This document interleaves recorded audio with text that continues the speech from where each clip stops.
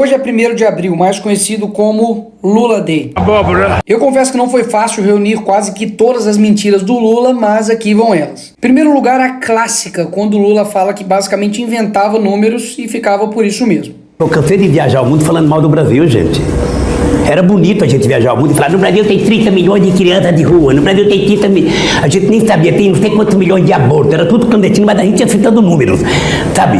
Se o cara perguntasse a fonte, a gente não tinha, mas a gente ia citando números. Mas eu estava dizendo, porque no Brasil tem 25 milhões de crianças de rua, eu era aplaudido calorosamente pelos franceses. Quando eu terminei de falar, o Jaime Lerner falou assim para mim, ô Lula, não pode ter 25 milhões de crianças de rua, Lula, porque senão a gente não conseguiria andar nas ruas, Lula.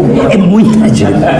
E dá para perceber que é uma prática meio comum do Lula inventar números. No Brasil tem 19 milhões de pessoas passando fome, 33 milhões de brasileiros vão dormir sem ter o que comer e 800 milhões de pessoas passando fome. Nós temos 800 milhões de pessoas que vão dormir toda noite sem ter o que comer. Ele ainda teve a pachorra de comparar o investimento tecnológico como se fosse um investimento inútil. Isso não toca na nossa consciência?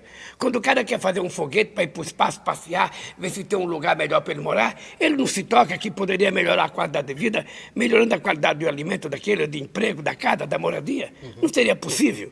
Logo o cara que tem 7,4 milhões de patrimônio e que já gastou mais com o cartão corporativo do que Bolsonaro, Temer e Dilma. Isso sim para mim é hipocrisia, falar mal do capital, mas ter esse patrimônio. E falar para melhorar a qualidade de vida das pessoas usando o dinheiro das pessoas com ele mesmo.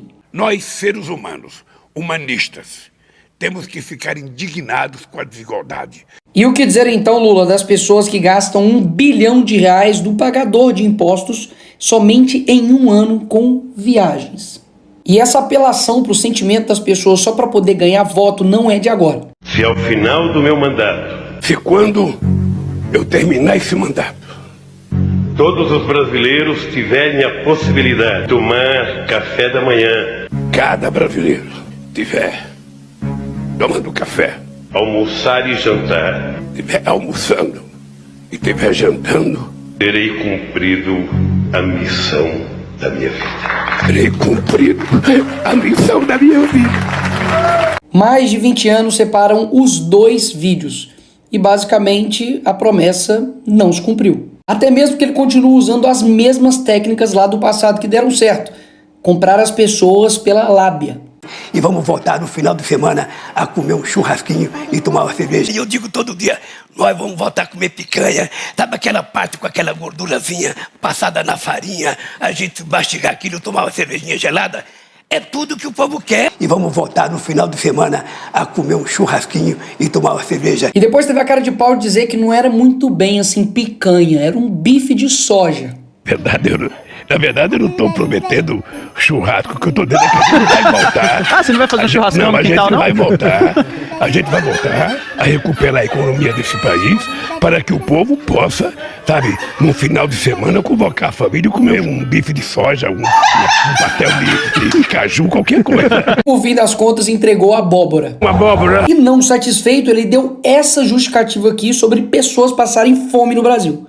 E se nesse país a gente produz alimento demais e tem gente com fome, significa que alguém está comendo mais do que deveria comer. E quem lembra quando ele disse que ele era contrário ter amigos no STF? Não é prudente, não é democrático um presidente da República querer ter os ministros da Suprema Corte como amigos. Você não indica o ministro da Suprema Corte para ele votar favorável a você ou te beneficiar. Os ministros da Suprema Corte têm que ter currículo.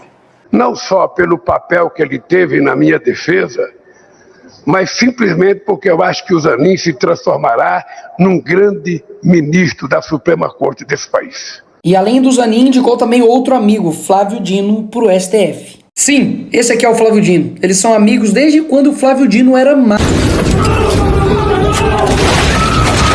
Isso era o que aconteceria se eu tivesse terminado essa frase, mas continuemos. Lembra que ele também disse isso? Vou fazer uma coisa para você, vou fazer um decreto, acabando com o seu sigilo de 100 anos. Para saber o que tanto você quer esconder por 100 anos. Eu vou fazer um decreto, assinar, para saber o que esse homem esconde por 100 anos. E agora eleito, adivinha? Adivinha? Ele meteu o sigilo de 100 anos em mais de 1.332 pedidos. É tanta mentira que eles contradiz toda hora. Eu, quando namorava, muito tempo atrás, no Luxemburgo, eu tinha uma garruchinha 22. Agora escuta. Quem é que quer comprar arma? É o crime organizado e algumas pessoas que não querem fazer bem para ninguém.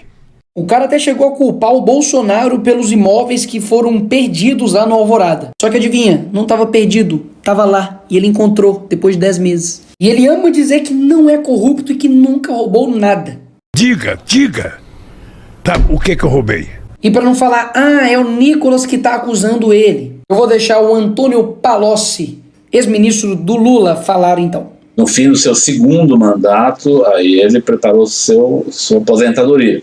Recebeu 300 milhões da Odebrecht numa conta corrente de disponibilidade, recebeu seu sítio, que foi feito, combinado para seu uso, o apartamento do qual já foi condenado. Eu, pessoalmente, levei pacotes de 50 mil reais, algumas vezes, ao presidente Lula. E não tem como brigar com a realidade. Lula foi condenado a 12 anos e 11 meses por corrupção e lavagem de dinheiro na ação da Lava Jato. Depois da história você já sabe, né? Basicamente o STF descondenou o Lula. E aí tem gente que fala, a Lava Jato foi tudo uma maçã, tudo uma mentira, o Lula é inocente. Não. Até mesmo porque já foram 25 bilhões que já retornaram aos cofres públicos de dinheiro desviado durante os governos petistas. Se teve devolução de dinheiro roubado, é porque alguém roubou. E depois de tudo isso, ele ainda tem a coragem de dizer isso. Se tem uma coisa que eu me orgulho nesse país, e não baixa a cabeça para ninguém, é que não tem nesse país uma viva alma mais honesta do que eu. E o que eu quero mostrar nesse vídeo é que a mentira, ela tem poder. Obviamente não mais do que a verdade, mas ela também faz o seu estrago. Até mesmo porque, para pensar, num país com 220 milhões de pessoas, será que não tem ninguém melhor para dirigir o nosso país do que esse cara? Mas por que, afinal de contas, isso acontece? Porque as pessoas preferem mentiras que acalentam o coração e acalmam seus ouvidos do que verdades que confrontam, que algumas das vezes vão ser amargas e ruins aos ouvidos, mas que no final das contas vai fazer você enxergar a verdade. E por fim, deixar esse vídeo aqui que se tem um dia que minha alma foi lavada, foi esse dia. Mentiroso, ex-presidiário, traidor da pátria.